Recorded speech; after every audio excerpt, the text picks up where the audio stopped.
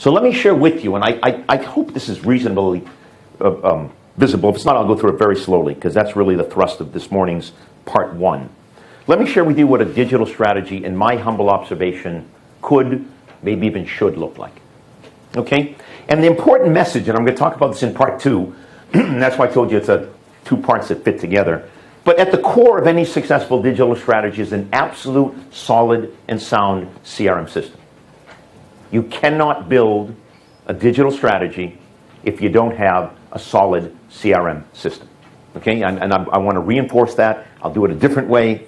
In my 31 years in the industry, I've never seen a CRM system succeed if you didn't have an effective customer profile.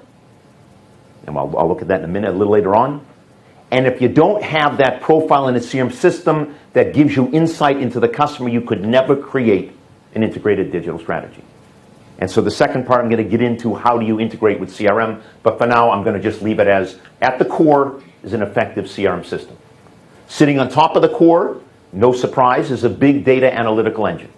It could be inside the software. It could be outside the software. But the bottom line is it's seamlessly integrated so that as information comes into my CRM profile or goes out of my CRM profile, I'm learning what's going on with individual customers or clustered groups of customers.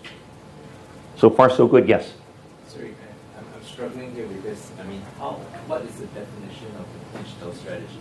Where I'm coming from is, in the past, we have a service strategy, a customer engagement strategy, we have a CRM system. So now we're even struggling with the very definition of what does it mean. And I like your chart because it seems to be pulling everything together. And instead, I'm sure you think that's correct, but So come back right to here. So a digital strategy is where you are gathering information about the customer. You are analyzing it, deriving actionable insights, and then you're engaging with the customer using these digital tools to optimize their experience. And if the customer is increasingly digital,